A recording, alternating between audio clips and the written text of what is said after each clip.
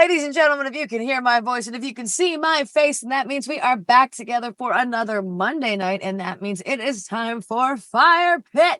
My name is Megan Pennington, and as always, I have my best friend on the line, Mr. Jim Skip. Jim, how are you, baby doll? I'm generally doing well. I'm recovering from a little bit of a virus, but I'm also very saddened by the sudden loss of our dear friend Jazzy Muse Terwilliger. She lost her battle with cancer this morning. I just was watching a video of her performing at Antonio's, and I was getting very choked up. So, our thoughts and prayers and our hearts go out to Jazzy's family and friends and everyone who knew and loved her. We're hoping our guest tonight can cheer us all up a little bit.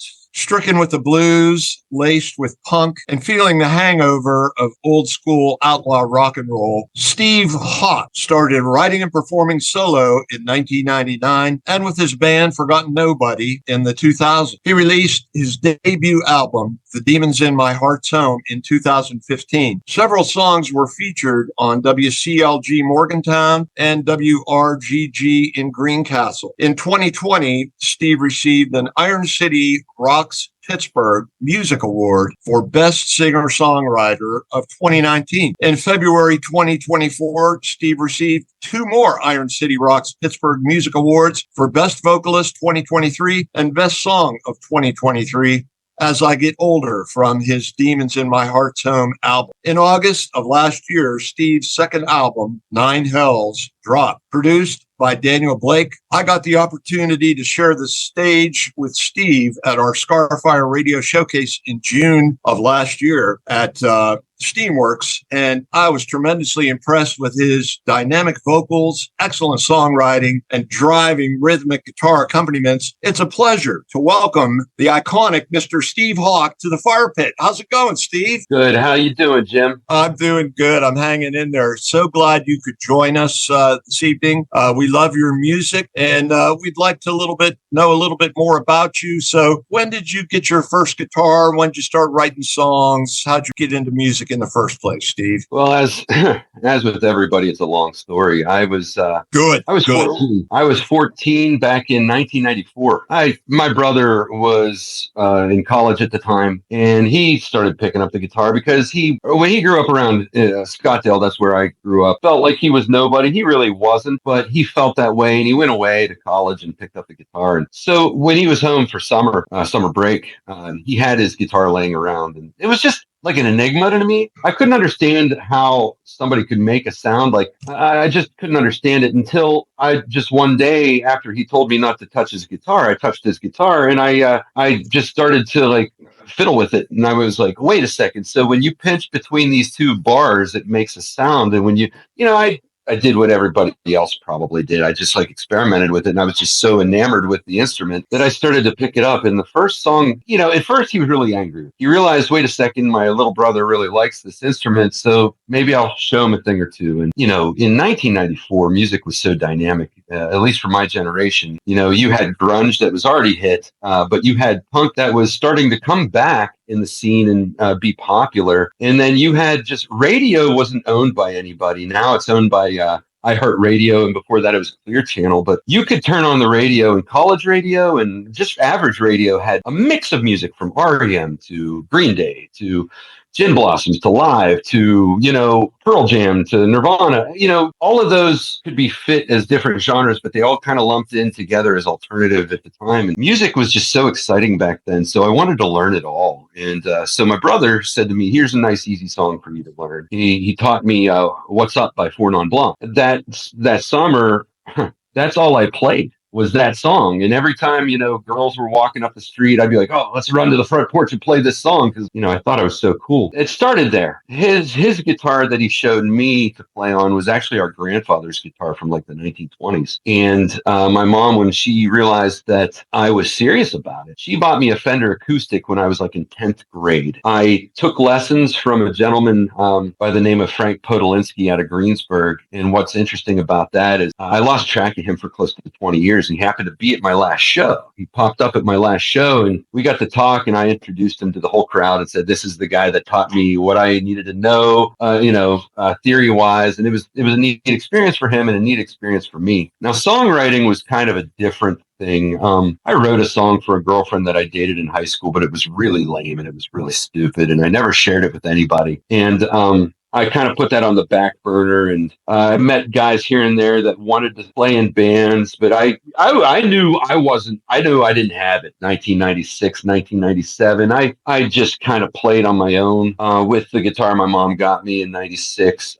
Things didn't really start to happen though for me until I went away to college, because I grew up in a neighborhood that I had a lot of friends. I just had a lot of support, and I was in a church at the time, and there were just so many people around me that gave me confidence. I went away to college in 1998 out of state. I went to the same college my brother that I'd previously spoken about had gone to. I was 3 hours away with nothing. I had nobody but my guitar. I started writing. I wrote a song for another girlfriend in 1998, and when I knew that I was going to be going away. And I kind of sat on that. It was just on like a yellow tablet piece of paper that was crumbled up. And I met a guy and his current girlfriend at the time. I played this song for them, and they just absolutely loved it. I haven't played it live for anybody yet. I might pull it out, but because my songwriting got better, obviously. So there's no need to share that one. But whenever I saw that they were super interested in what I was doing, I took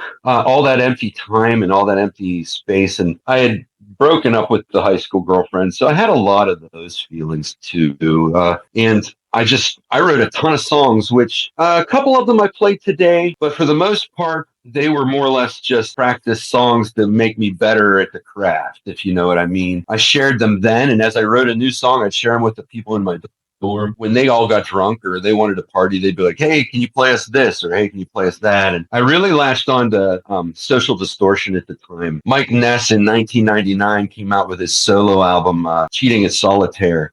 And for me, that's when I realized, wait a second, we can take punk rock, rockabilly, old school country, and they kind of blend and sound the same. And so I was able to take that album in particular and start to craft my own songs in particular ways similar to that. And a lot of people that I went to college with back then weren't familiar with Mike Ness or Social Distortion. So it was kind of an advantage to me because I was able to play some of their songs and blend some of the songs that I had written, and they were none the wiser. It wasn't like I was trying to fool anybody, but it was like I knew I could take a mainstream or a pseudo mainstream band and incorporate it into what I'm doing, and people don't even know. And so some people caught on, and some people started to listen to it, and that was a really cool time for me. And that's around the time I formed my first run at the band Forgotten Nobody. I met a guy named Troy my sophomore year, so 1999 now, and he was right across the hall from me. He played drums. I was looking for a drummer, and he and I played a couple campus shows that following spring. That would have been the year 2000, I believe. And we played,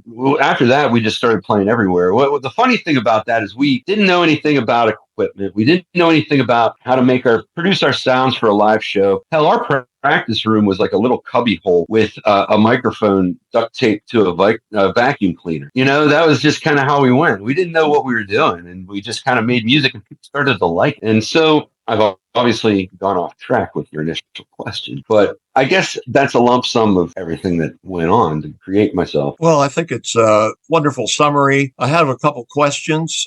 Did you by chance happen to go to school in a place somewhere near Nowhere, Ohio? I went to Mount Union College, which is Alliance. I'm not sure where Nowhere. Where that is. There you go. Oh my gosh, that's so funny that you spent time in Alliance, because my mom, she's not really my mom, but I might as well call her my mom. She still lives right off the main drag right there in Alliance, about 5 minutes away from campus. That is so funny.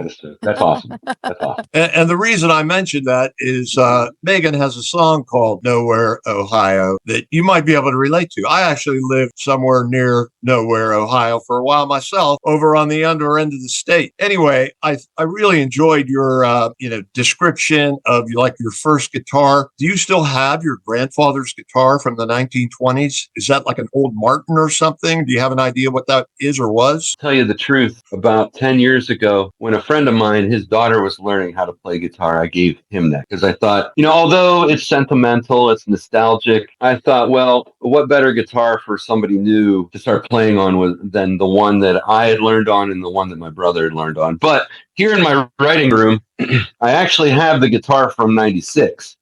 So I hold on to that one. I don't play it too often, but it's still here. It's still here with me every time I write a new song and anytime I work on something new. This is the room where you actually create your music that we're talking to you from right now. I have to say, the majority of the songs that I had written 2004, 2005 were in this room. And I also have a lot of my old band posters and the awards you talked about. I framed them and I put them here. I played with Michael Graves of the Misfits last year. I actually headlined that show, and I had him sign a set list for me. So these are just during the pandemic, which was probably one of the most poignant years of my music career. While people were closing down and being scared, I took advantage of it, and I had a weekly live stream, and I started to attract people from like Seattle, San Francisco, and just all across the country. I had a weekly show, and that's when a lot of my more, I don't know, that's just when things started to happen for me,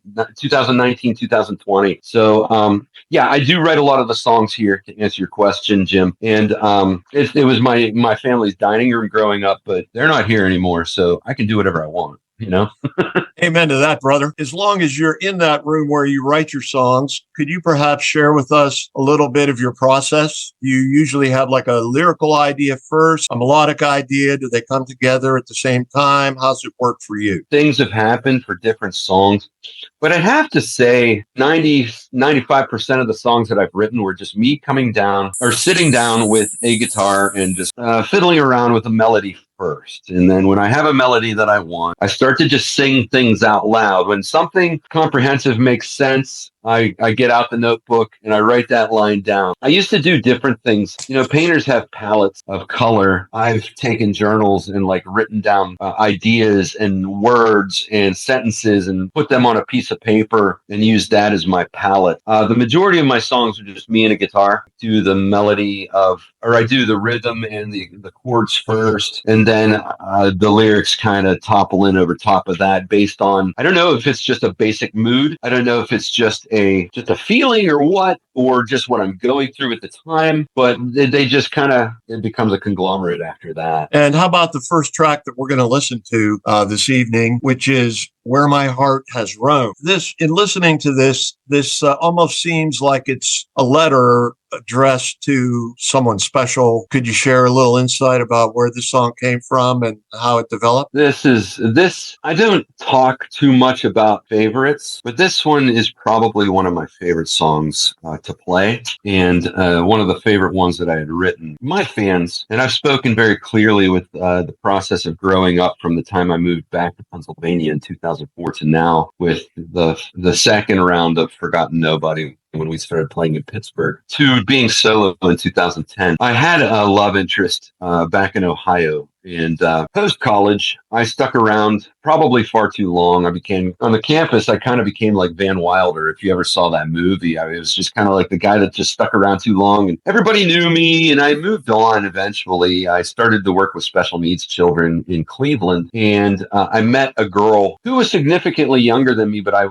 unbeknownst to me, she was hanging out at my fraternity house. I thought she was older than what she was. I happened to just become enamored with this girl. We did end up dating. I asked her out, and she turned out being 18. I was 23. Now, 5 years difference now that I'm 45 wouldn't make much of a difference. Back when you're 23 and she's 18 and just going off to college, that was a major difference. And obviously her parents didn't trust me, didn't know me, didn't like me. And a lot of the songs that I wrote, like Heart Sick in the Basement, that was one that I wrote about that situation, but that's a whole nother story for another day. Now, to make a long story short, I held on to this person for far too long. I loved her. I would have married her, but I had to come back. I ran out of money. My heart was worn out. And she was just starting off in college. She went to Kent State as I was, working with special needs kids, college long behind me. And she started to meet people and make a name for herself. And it started to wear on me. I couldn't let her. I obviously did. She went off and met new friends, which was totally cool with me. But then she started dating around, and it was too much for me. I was running out of money. I was running out of my own heart, my own spirit. And a lot of friends were like, "Hey, Steve, why don't you move back home?" And so I did. But that didn't mean that I didn't leave trails of her or trails of my heart back in Ohio. And for years, I wanted to be with her, but I knew I just couldn't. Then she got married. She got married, I don't know, maybe 7, 8 years ago. And I had forgotten about her. I had dated other people. I had moved on. I really had. And then whenever she got married, it was kind of one of those things where it was a spike to my heart. She had every right to do it. I obviously didn't get in the way or try and stop her, or, I wasn't a jerk about it, but like it hurt deep because I just kind of always pictured myself being with. The pandemic came along. Other people had that time to write songs. A lot of artists wrote pandemic songs. And I didn't. I had time to reflect on some things, and I realized that I can't hold on to people. It's just a painful experience for me, and I couldn't move on until I let go. And at the same time, I came to a positive conclusion that you can't help where your heart has roamed, and you can never be ashamed at those sort of choices when it comes to the experiences that you've chosen for love. And not only that, but friendship in general. And so I wrote the song Where My Heart Has Roamed because I was sitting out on the front porch of my house.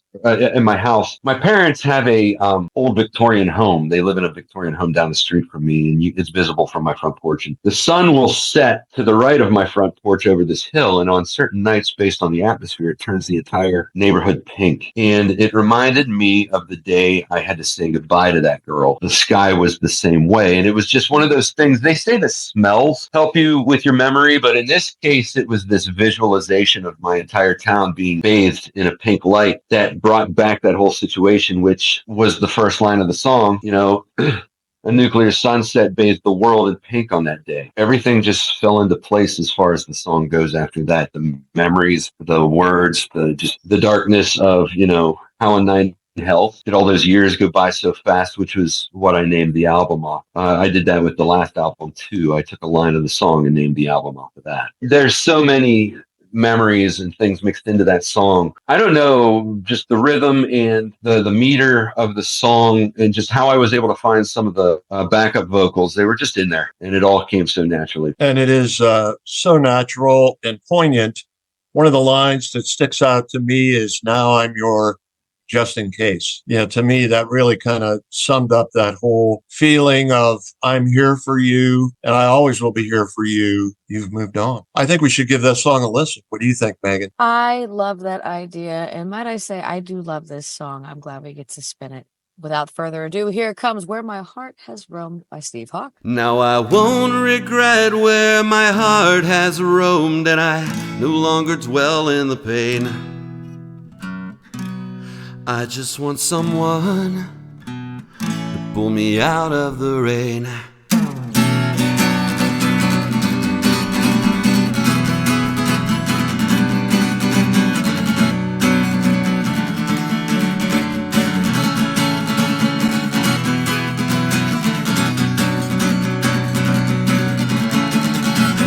A nuclear sunset bathed the world in pink on this day. It took my mind somewhere lost that faded away. Said goodbye to the summer and all those passionate sighs. That nuclear sunset painted violet in her blue eyes when I said goodbye.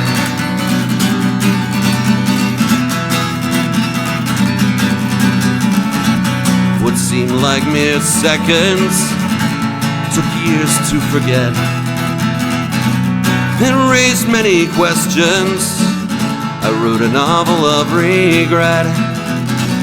Along came some changes, and I passed good chances aside. Where my mind can falter, my heart never lied. So I won't regret where my heart has roamed, and I no longer dwell in the pain. I just want someone to pull me out of the rain. Now I won't regret where my heart has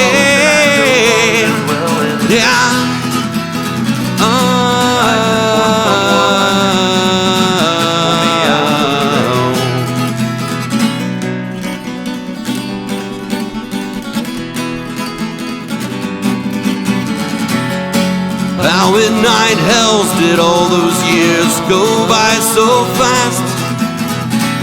I reached and I held, but the apparition slipped my grasp. And just like those sunny rays get stolen by the night, now I must let go before it ruins my life. Now I must let go before it ruins my life.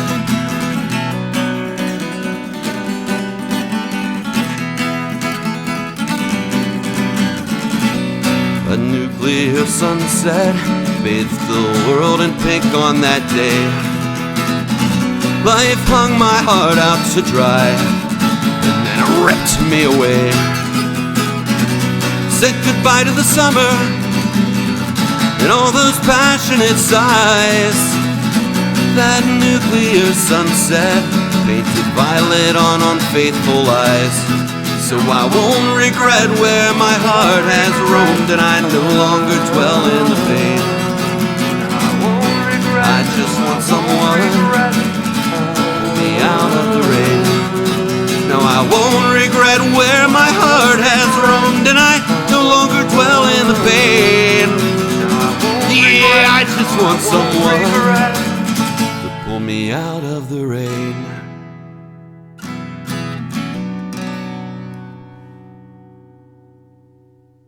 The country music world has hit a snooze button, and fans are growing a little weary. But fear not, because one artist is ready to shake things up. Enter Dan Sliker with his album, Sellouts and Train Tracks. This album is a joyride through the ever-changing landscape of country music.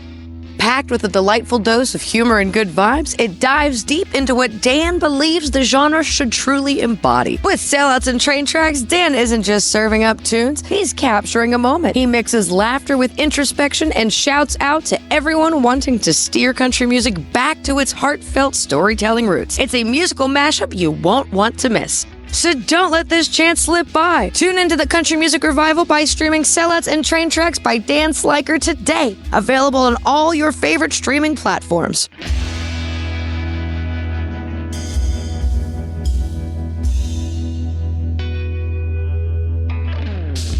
Ladies and gentlemen, that was Where My Heart Has Roamed. That song was so good, it knocked my stupid background right out of the frame.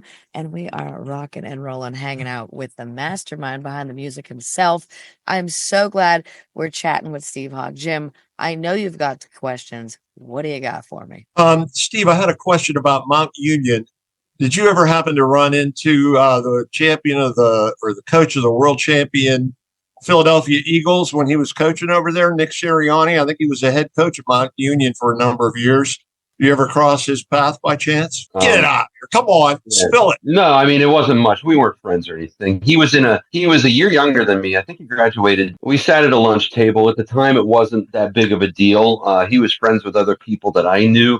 It wasn't like we hung out or had beers or anything. I can't claim that one. We did. We sat with each other at least once or twice during lunch, which was crazy. Since I wasn't friends with him, I didn't follow his career. I didn't know anything about it. Then all of a sudden, I saw from somebody else that I actually was friends with. He's friends with me on Facebook. He posted, "Hey, congratulations to Nick Sirianni, coach of the Philadelphia Eagles." I was like, "You got to be freaking kidding me!"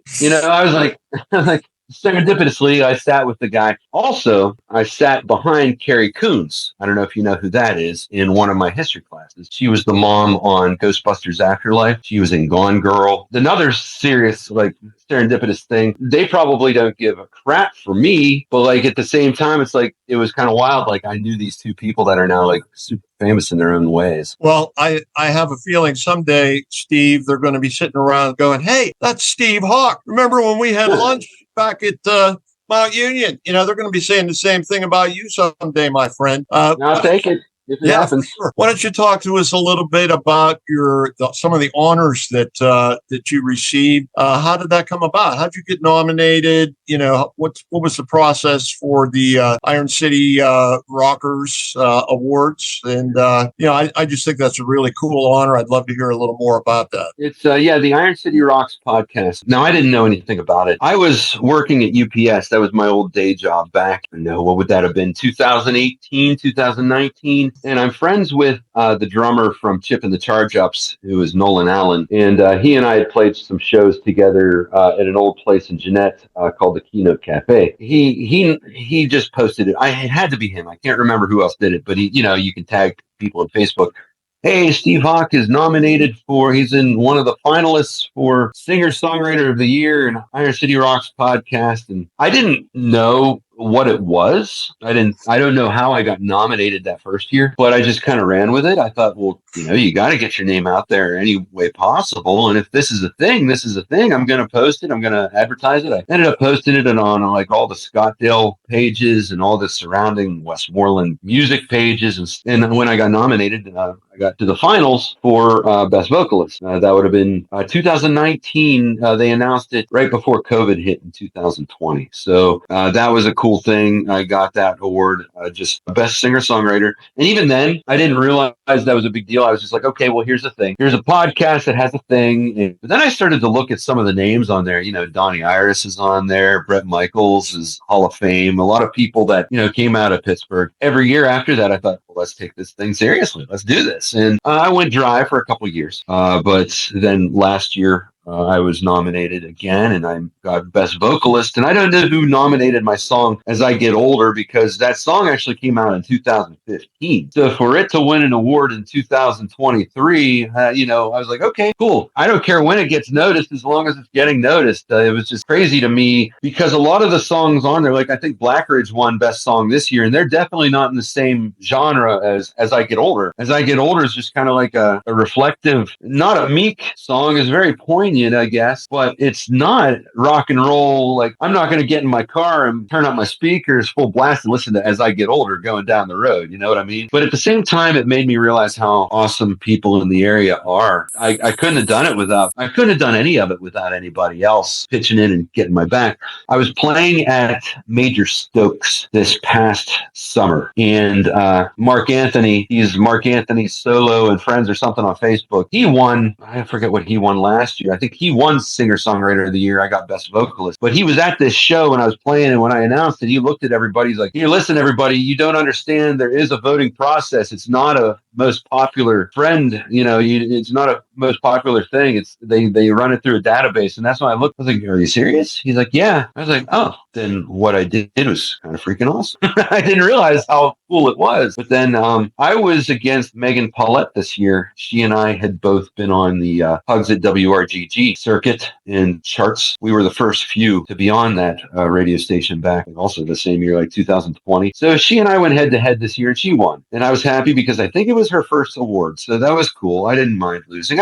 When it comes down to it, it's just an honor whenever people do announce you and give you those accolades. So absolutely. I will always carry it. And like I said, they're up on my wall. It's something that, when I go down the street and I go to the bank, I'm not going to be like, hey, guess what? I won Best Singer-Songwriter in 2019. I'm not going to be like that, but when I'm on stage, it's something that, if you're in a crowd where nobody knows who you are, you say those sort of things and they're just like, oh, wow, okay, we're in the presence of somebody that's done some good things. So I more or less just kind of keep it as ammunition. You know what I mean? Absolutely. Megan, if I'm not mistaken, don't you have some connections with those folks at WRGG as well? I do. I used to work for them as one of their radio hosts, and I also played at Hugs Fest a few years back where I actually got to meet Steve face to face. I was going to say, that's where we met. Is that where you met? That's actually where we met. Yeah, we were both going to Hugs Fest out in Lisbon. That was a fun time. That show ended up being a bit chaotic because there were some issues with the ticket sales, but the people that I got to meet, the musicians that we got to connect with. I mean,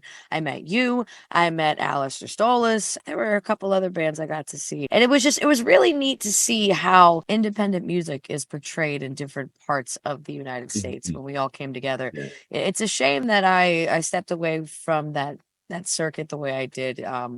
I hope that maybe someday they'll take me back with open arms, but we'll see what happens. Everybody has their own personal experiences, and you and I have talked behind the scenes about different things. And honestly, we didn't get to talk much that night because of the chaos there. But I ended up Alistair Stolas, Dusty Bones, and I, after we left. And honestly, that Friday night, like I stayed around all night long. And by the time I got to play, it was like 11 o'clock. It was like 30 degrees, or I mean, close to, because I could see my breath. I got out there for maybe 5 songs I was supposed to play for like 45 minutes to an hour. And there was one, Yiga Digga was right. And they were supposed to play, and they were the ones that were kind of jacked a little bit. They're like, well, we got our whole band here and this and that. And I was like, I don't know what's going on. So I played for like a half hour and nobody was there to hear me. Like, you know, or Yiga Digga. Like, it was at that point, it was like, all right, we're frozen. It was the first night of high school football season, and it was Eastern Ohio. So nobody in Ohio cared about a music festival when there was the first day of high school football. We all did what we could. We played the best we could. We made some friends. And what I was getting at was like that night, went back to the hotel, and I was looking for everybody. I was looking for you. I was looking for, because I was like, all right, since nothing happened on stage, let's party. You know, I was like, let's do this. And I couldn't find anybody, but I did find Alistair Stolas, and I found Dusty Bones. And the three of us stayed up. And it was such a cool thing because Alistair, I think he's a self-proclaimed pagan, like a paganist, atheist. I'm a punk rocker that has some experience with going to church, and Dusty Bones is a minister. So like the three of us sat up all night till probably 5 in the morning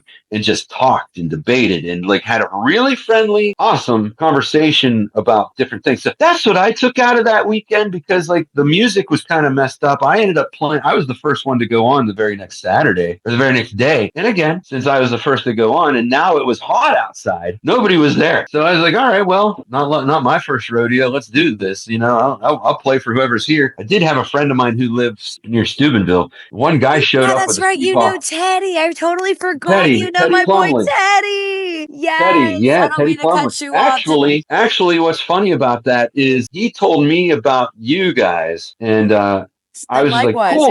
Yeah. I was like, one of these days I'll run into them. You know, we're playing this show, and when he shows up, actually, when I was on stage and he showed up, I was like, that's right. You know, I was in the middle of a song, and like it all made sense, and it all came to like one full circle. I was like, yeah. Oh, that's who he was talking about. I do want to plug Teddy for a minute since he's been brought up. Teddy is not only one of the kindest people I've had the pleasure of meeting in Ohio, but he is incredible at making hot sauce.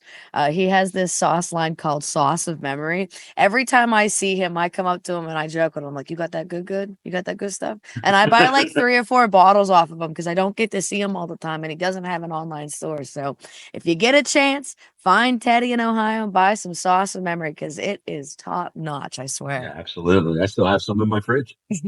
Good.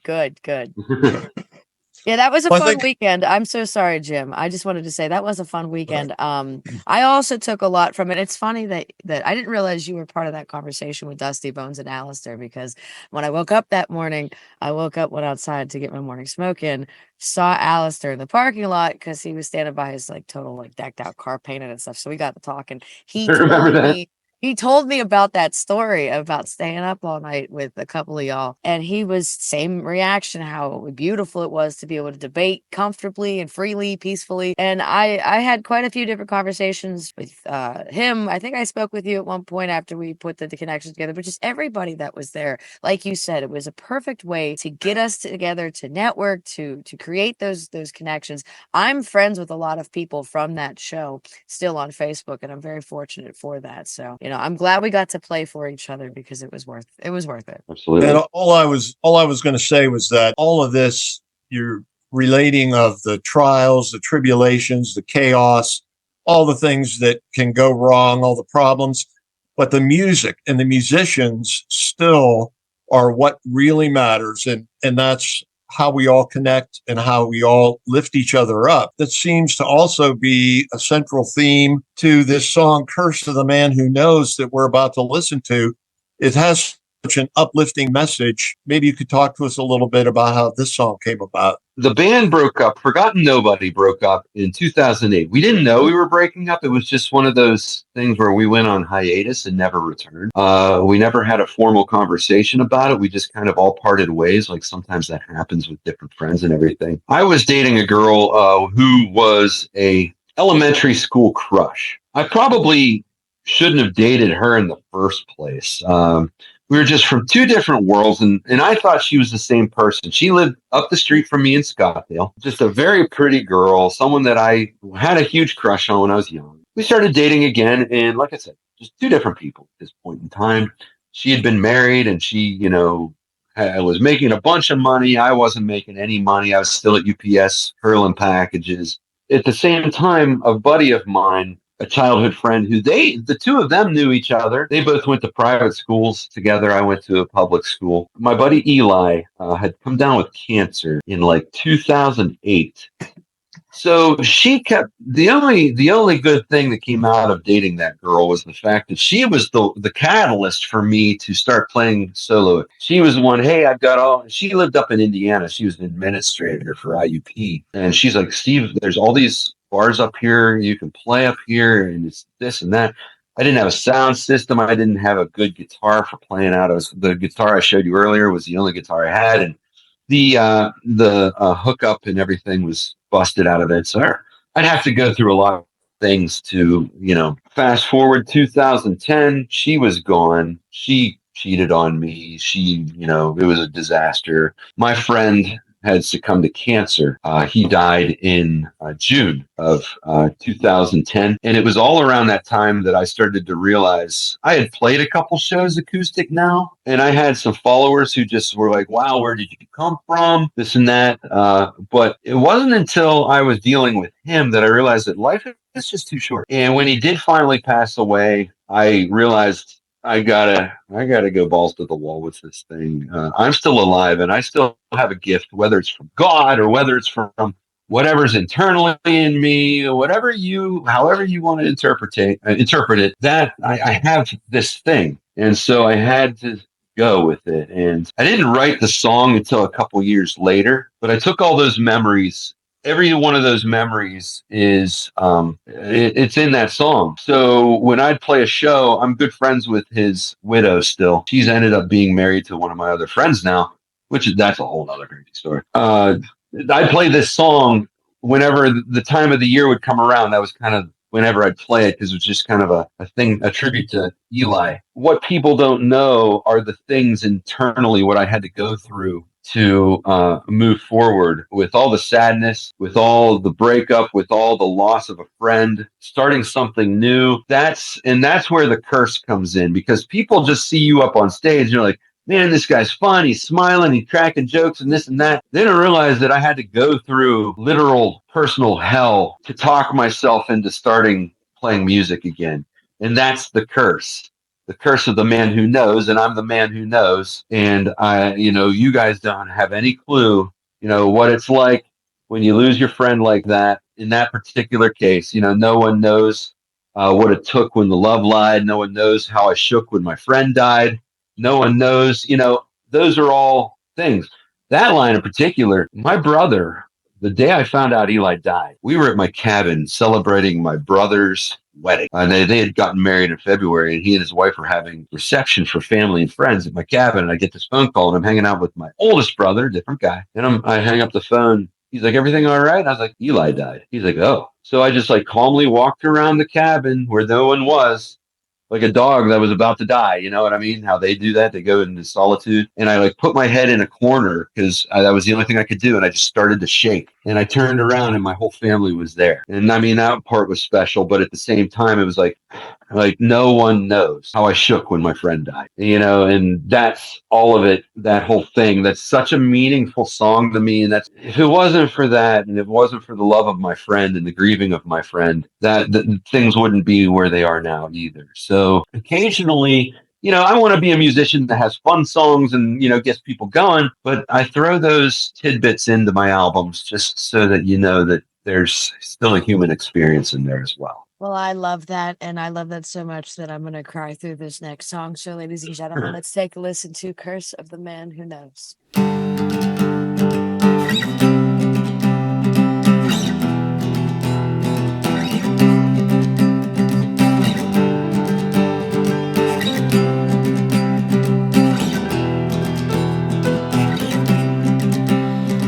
I'm a broken man in an old fallen city, and all I've known is this weary road, confusing place, troubled times. I scream all day in my tortured mind that I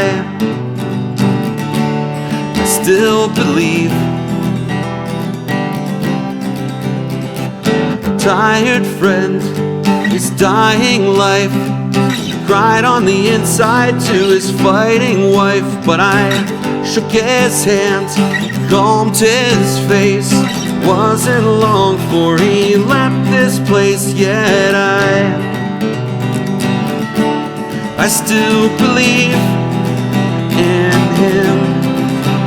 Yeah, I still believe that I can't concede. When the faith of my loved ones go, I stay strong. It's the curse of the man who knows.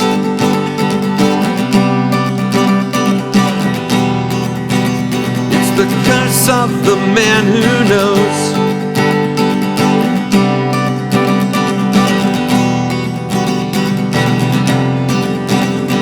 I loved you once, twice you left me, all alone on this weary road. But how could I commit my strength to you when you can't commit to being true? Yet I still believed in you. I've been beat, been torn down, trusted those who knocked my name around. But there is something inside of me. The curse comes from what people think they see, and I still believe in me. Yeah, I still believe that I can't concede. When the faith of my loved ones go, I stay strong. It's the curse of the man who knows.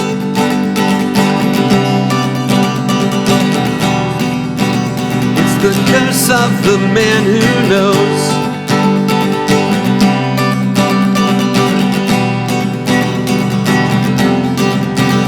Yeah, I still believe that I can't concede.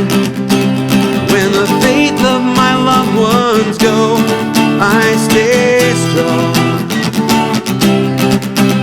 Yeah, I still believe that I can't concede. When the faith of my loved ones go, and I know everybody goes. When the faith of my loved ones go, I stay strong. It's the curse of the man who no one knows what it's like on my inside. It's the curse of the man who no one knows how I shook when my friend died.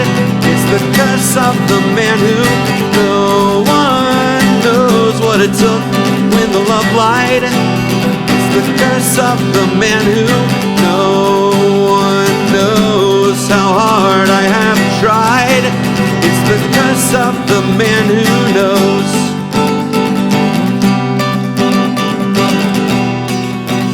It's the curse of the man who knows.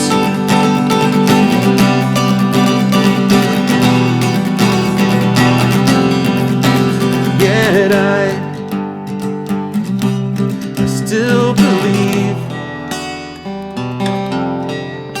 Hey, this is Craig Veltri, cordially inviting you to the vinyl and video release party celebrating the limited vinyl release of Letters to the Defendant and the release of the music video for Biloxi on Sunday, March 30th at Steamworks Creative in Gibsonia, a ScarFire Media music showcase with special guests Megan Pennington and Lucky Us.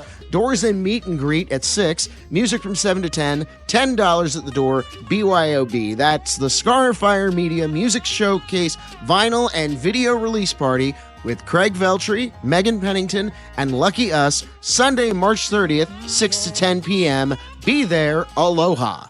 Ladies and gentlemen, that was Curse of the Man Who Knows by Mr. Steve Hawk. We've been hanging out, getting a chat with the man himself. And before we walk you out the door this evening on your way to Scarpace's, I know it's weird to see me here and tell you to go to Scarpace's and not see me at Scarpace's. But if you didn't know, I will be playing at the Hard Rock Cafe in Nashville on Tuesday. So tonight, Monday, I am traveling there about 7 p.m. Eastern Standard. I should be just about to my hotel room, give or take, as long as the travel isn't insane.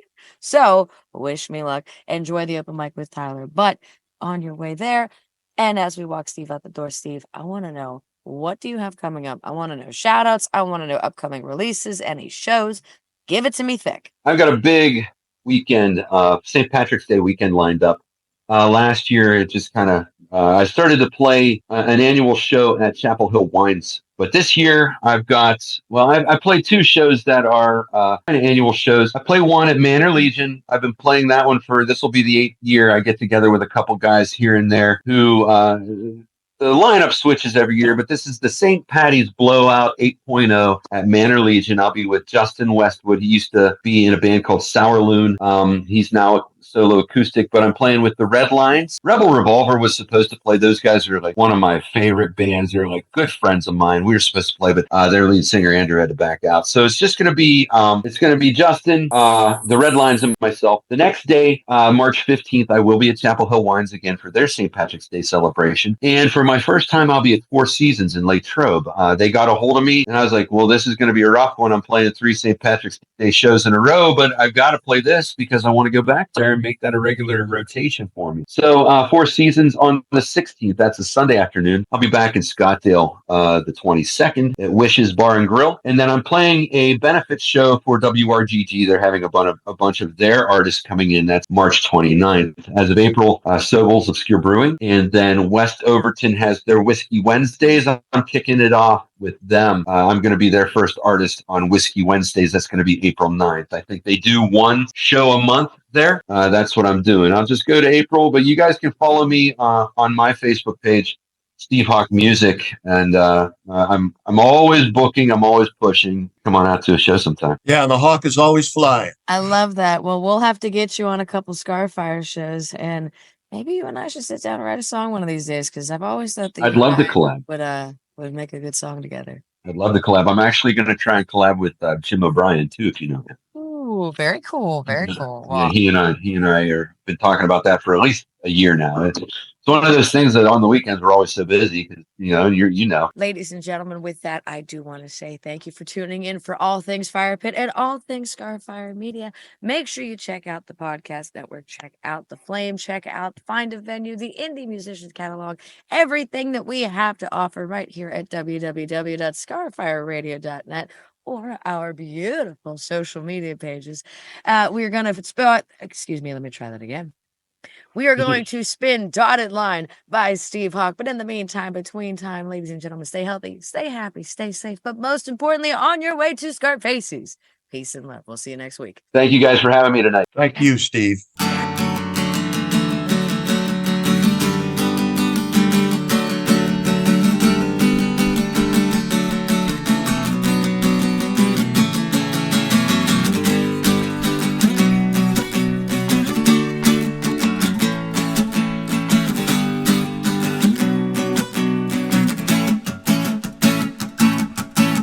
Hello world, are you out there?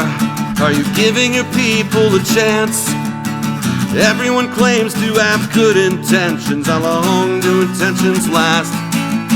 So if you are fighting the good fight while the rest of the world's going mad, some even say that the end's drawing near, but the world has always been bad.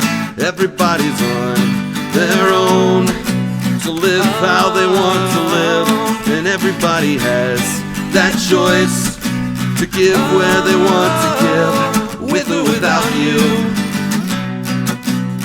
Oh, with or without you.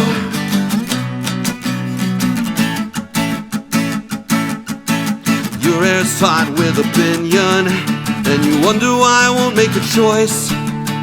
Maybe more people should sit and listen than ruin my air with their voice.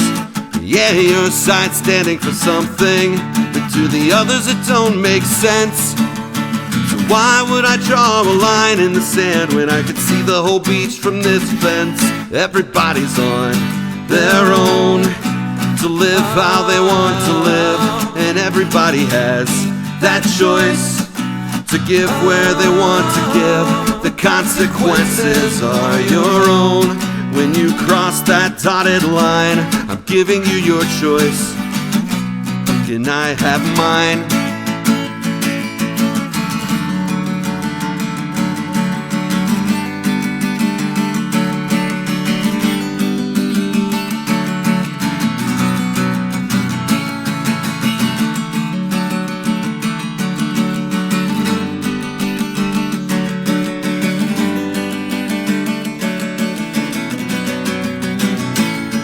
Everybody's on their own to live how they want to live, and everybody has that choice to give where they want to give.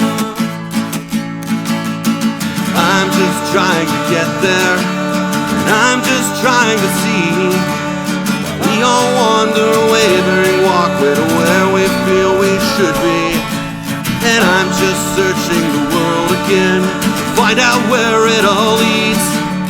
Will I find a hero's glory, or will God knock me to my knees? Everybody's on their own to live how they want to live, and everybody has that choice to give where they want to give. The consequences are your own. When you cross that dotted line, I'm giving you your choice. Can I have mine? I'm giving you your life. Can I have mine? In every direction lies a dotted line. Would you cross this? Would you cross this time? Ladies and gentlemen, before we allow you to officially walk out the door and on your way to ScarFire, we wanted to take a moment, mention once again our beloved friend Jazzy Muse. She was an incredible singer-songwriter, and it's truly, truly devastating to hear that we have lost her. So we wanted to take a moment to celebrate her life. As written on the flame, the skies are a bit darker in Pittsburgh as we say goodbye to one of our beloved singer-songwriters, Jazzy Muse Terwilliger. Born to a military family on February 16, 1968, Jazzy began her walk through life in Santiago, Chile. Jazzy was brought up into an environment that was rich in education and the arts, which allowed her to flourish academically. Life brought her family back to the United States, where she graduated high school from General McLean High School in 1986. Jazzy then went on to study nuclear and high-energy physics at Massachusetts Institute of Technology, otherwise known as MIT. Life, love, and children landed Jazzy in Pittsburgh, where she found her home. She spent her time making art and playing music in and around the city, frequently being seen at open mic nights such as Mr. Small's and ScarFire's and Antonio's. She became a Pittsburgh music scene staple with her unique blend of classical notes and modern progressive lyrics that could captivate any audience that heard it. From performing jazz instrumentals to singing her originals, Jazzy's many talents were not only entertaining, but inimitable. As we gather information to celebrate the life of Jazzy Muse, we find ourselves reading the words left by her loved ones via the organized GoFundMe that has been established. Dear friends of Jazzy and Sharon, I would appreciate a moment of your time. Many of you already know Jazzy has been struggling with cancer after almost a year of chemotherapy, radiation, and participating in a clinical trial as a Hail Mary. Jazzy has been transitioned to palliative care. She is in home hospice as of just a few days ago with a team of healthcare workers visiting family and her longtime partner, Sharon, working to make her as comfortable as possible. We were so hopeful we would have more time with Jazzy after 9 months of chemotherapy that looked promising, but there is only so much that can be done after a stage 4 diagnosis of a rare cancer, cholangiocarcinoma, cancer of the bile duct. Several large tumors and many smaller ones, too numerous to count, located in her liver, lungs, and spleen, meant the cancer was inoperable. Cumulative toxicity from chemo halted life-sustaining infusions. In short, nothing was stopping this aggressive cancer, and it was just a matter of time before we arrived here, far too soon. For those of you who've lost a loved one from cancer, you know there is never enough time. Jazzy had her 57th birthday while a patient at Shadyside Hospital's oncology floor. Those of you who know Jazzy know she is someone who brings instant joy wherever she goes. She has a smile that hits you right in the heart. She deeply misses performing with her ukulele and sometimes guitar at various Pittsburgh venues, but feels contented knowing that she has taught so many to play and appreciate the mighty little string instrument.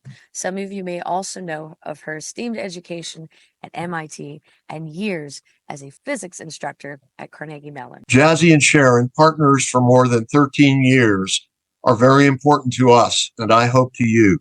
The love they have for each other is one from which many other couples could learn. Sharon is quietly spirited and has managed to work her job while coordinating Jazzy's care. She has had to take a leave from her job to help her partner through this next very difficult phase in times of need. One thing we know about Mr. Rogers' neighborhood is that we help each other. We're hoping that you can pitch in to help ease some of their burden. Jazzy and Sharon send you all of their love and appreciation. The Pittsburgh music scene is devastated by the loss of our dear friend, and we will not allow her magic to be forgotten. If you would like to donate to help her partner Sharon during this troubling time, please follow the link that is attached to this episode, both in our streaming platform via Spotify and beyond, and our video platform on YouTube. Thank you all so much. And Jazzy, we love you and miss you, sweetheart.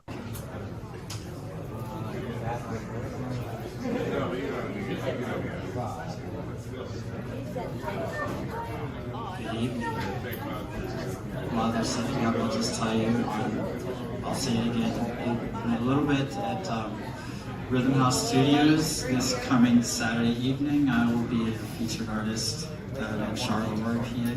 I'll post information about this. Thank you.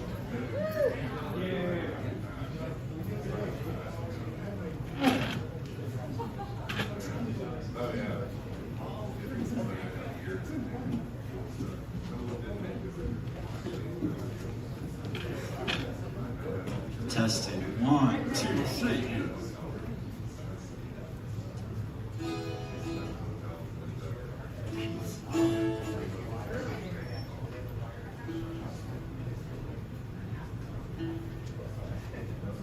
Maybe just a little face. Cool. Excellent. Thank you.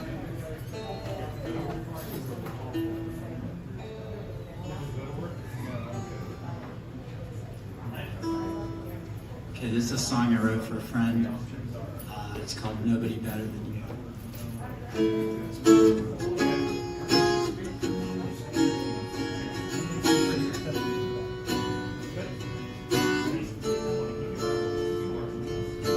Nobody better than you. No matter how you feel, you know it's got to be true. Hold on to what is real. No matter the words he said in the car, he wants what you have, not who you are. I'm telling you.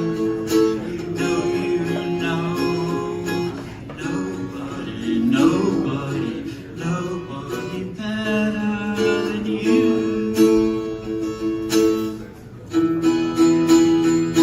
Nobody better than you. No matter how you feel, you know it's got to be true.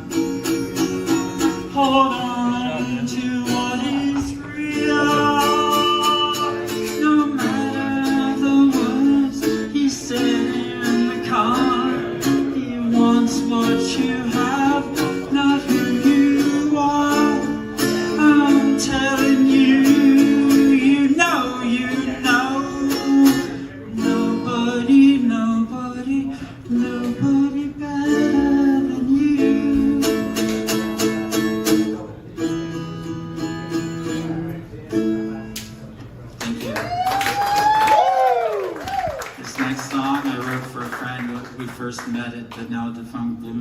Bridge Tavern, and she was studying in Chatham. This is Chelsea at Chatham.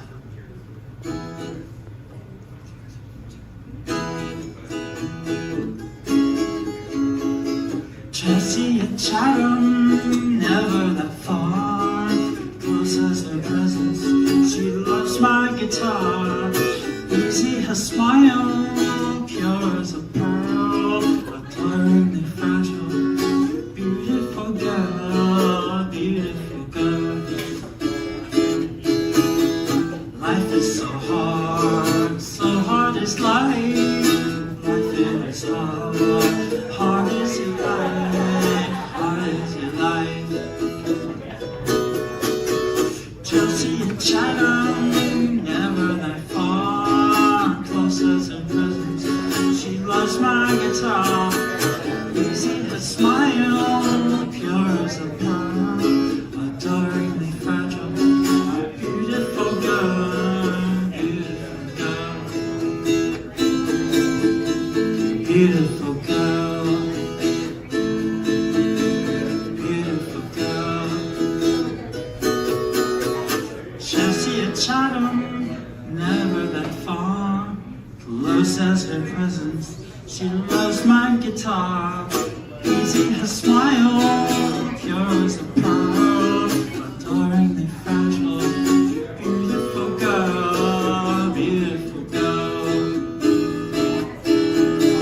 Life is so hard is life, life it is hard is your life, hard is your life. Beautiful girl, beautiful girl.